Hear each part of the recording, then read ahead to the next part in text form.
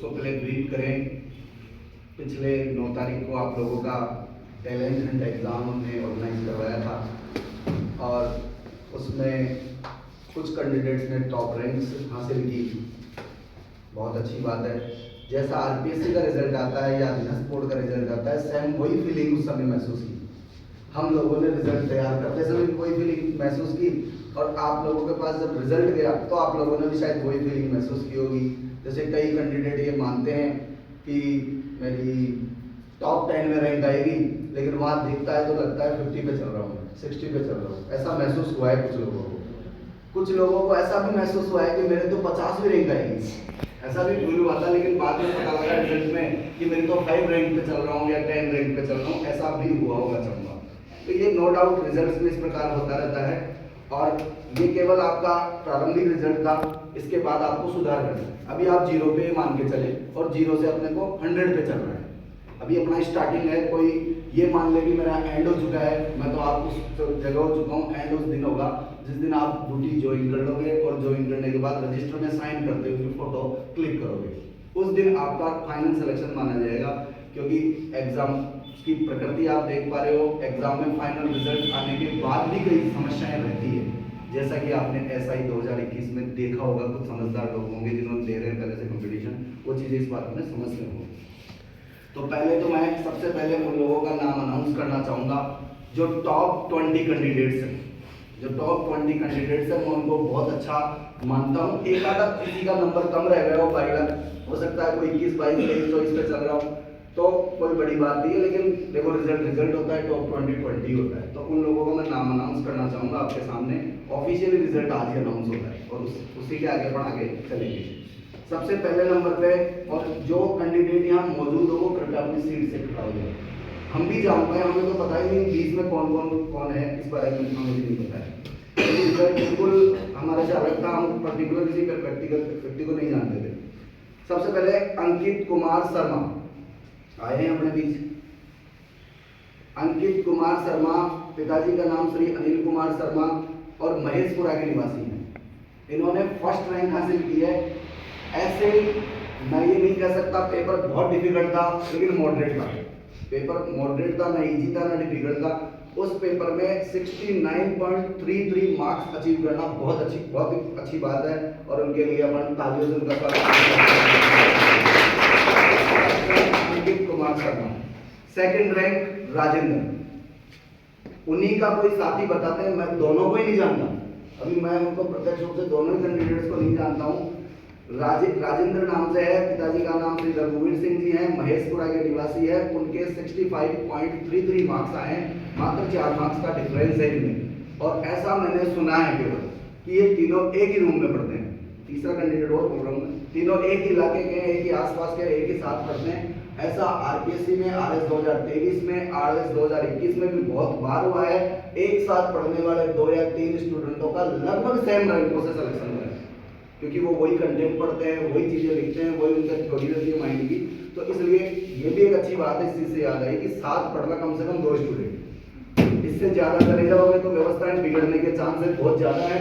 लेकिन कम से कम 2 स्टूडेंट कम से कम आप साथ रहो, आप आपस की कंसल्ट कर सकते हो। आप कभी टेंशन में आ जाए, कभी इस प्रॉब्लम में आ जाए। टेंशन बहुत हो सकती है इस एग्जाम में कि कभी मॉक टेस्ट में आपके मार्क्स कम आ गए हों, और कभी ऐसा भी हो सकता है कि बहुत ज़्यादा आ गए हों तो आप उनको कंट्रोल ही नहीं कर पाए। तो आपको बैलेंस की आवश्यकता है, ना ज़्यादा ऊपर जाना है ना डाउन जाना है। थर्ड नंबर पे उसी इलाके के हैं करण सिंह। पिताजी का नाम श्री घनश्याम सिंह, महेशपुरा के निवासी, 57.33 मार्क्स। तीनों कैंडिडेटों से मैं हो सकता है बाई फेस उनसे मिला हूं, लेकिन मुझे नहीं पता ये 3 टॉपर्स कौन है। 22 लाख महेशपुरा टॉप कर गए। इसमें कोई मेरा कोई रोल नहीं है, न इंस्टीट्यूट को कुछ पता है। जिसका रिजल्ट जब हम तैयार करें तब पता लगा कि ये कंडीशन आई है। चौथे नंबर पे दिनेश कुमार रेगर। 5वें नंबर पे प्रकाश चंद घोसलिया, रामपुरा डाबड़ी से, और दिनेश कुमार रेगर भी रामपुरा डाबड़ी से थे। कमलेश कुमार सैनी बागलावाड़ी थाने से। कोई अगर आया है तो खड़ा हो जाए। आपका नाम? बिल्कुल, वेरी उनके लिए बधाई।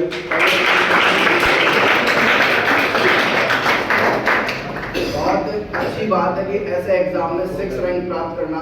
अब मैं चाहता हूं कि आप आरपीएससी, RS सिलेक्शन या जो भी आप अचीवमेंट लेना चाहते हैं उसमें भी 6 रैंक तक पहुंचे, बहुत बढ़िया बात है। इसके अलावा इसके नंबर 7 नंबर पे कपिल कुमार कुलदीप। 8 नंबर पे बजरंग बुनकर रामपुरा डाबरी से। रामपुरा डाबरी वालों ने बहुत एक बागड़ावाड़ी वाले मतलब अपना अचीवमेंट लिया है इसमें कि रामपुरा डाबरी महेशपुरा इधर के लोग ज़्यादा पढ़ते हैं, या तो ये कंडीशन है। बाकी लोगों को भी पढ़ाई के क्षेत्र में थोड़ी कमी रहेगी, लेकिन सुधार करेंगे। 9 नंबर पे राजेंद्र कुमार शर्मा, बिल्कुल चलते हैं और इन्होंने 42.34 मार्क्स प्राप्त किए हैं। बहुत अच्छे मार्क्स है इस पेपर में, बिल्कुल आप आगे बढ़ते रहे। Thank you. इसके अलावा 10 नंबर पे संजय कुमावत, आज किसी कारणवश नहीं पहुंच पाए, मैं उनको पर्सनली जानता हूं, वो पीएसआई की तैयारी कर रहे हैं अभी तो उनके 40 मार्क्स आए और 10th रैंक प्राप्त किए, उनको भी मेरी तरफ से धन्यवाद।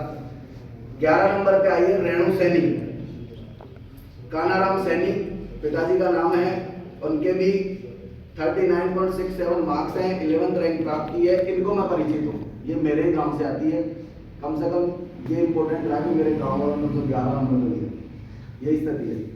इसके अलावा 12 नंबर पे दीपक सैनी जो 12वीं रैंक प्राप्त की है जयरामपुरा से। 13वीं रैंक पे नवरत्न सौकरिया, कोई आया तो जरूर खड़ा हो जाए। नवरत्न सौकरिया 13वीं रैंक प्राप्त की है दौलतपुरा से। 14th रैंक पे राहुल कुमावत सन सिटी स्पीकर रोड से, राहुल कुमावत। 15th रैंक पे गुलशन दौलतपुरा से।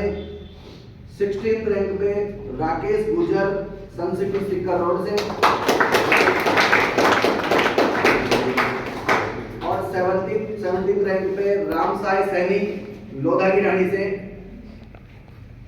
18th रैंक पे मनोज सैनी चोमू से। इनको बधाई। इस परीक्षा का एक बहुत बड़ा लूज फॉल भी हो सकता है, बहुत बड़ा मतलब इसको कह सकते हैं कि विचित्र करने वाली स्थिति है। यहाँ पर छोटे से छोटा बच्चा भी कंपटीशन में बैठता है और बड़े से बड़ा बच्चा भी इसमें बैठता है। एक कैंडिडेट जो 21 साल का है, मनोज सैनी 21 साल का बच्चा है और एक बच्चा 40 साल का है, वो दोनों ही सेम पेपर सेम परीक्षा में बैठेंगे और रैंकिंग में इस चीज का कोई प्रभाव नहीं पड़ेगा कि आपकी उम्र क्या है। केवल उम्र का प्रभाव उस पोजीशन पे पड़ेगा जब आप लोगों की आगे जाओ जब आप लोगों की सेम मार्क्स आ जाएंगे, तब जो ज्यादा उम्र वाला है उसको ऊपर रैंक दी जाएगी, जो उससे कम उम्र वाला है उसको नीचे रैंक दी जाएगी। उसके बाद चांसेस कम है। इन दोनों लोगों के लिए मैं परिचय करवा दूं। अभी मैंने इनका नाम अनाउंस किया है। ये 11वीं रैंक पर है रेणु सैनी, एक बार खड़े जाएं। अपन मनोज सैनी जो 18वीं रैंक पे थे। 17वीं रैंक पे रामसाई सैनी जो भी मैंने नाम लिया, वो भी एक बार खड़े होंगे। 19 नंबर पे अजय सैनी जयरामपुरा से आए हैं और लास्ट 20 रैंक पे सुनील कुमावत जयरामपुरा से। और अपने राजस्थान की परंपरा रही है कि अपन 10, 20, 30 पे विश्वास नहीं करते, अपन 11, 21, 31 इन पे विश्वास रखते हैं। तो मैं लास्ट रैंक और बताऊंगा जिसको टॉपर ही मानूंगा मैं।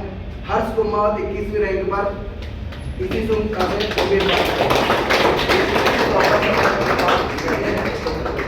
और आगे वाले भी टॉपर्स बनने की रेस में। ऐसा नहीं है एक दो लोग आगे हैं, जैसे रेखा सैनी, कंचन सैनी, अंकिता मीणा, नितेश अटल, ये लोग भी आगे टॉपर्स है। कोई माइनर फर्क है, इनका तो पड़ेगा।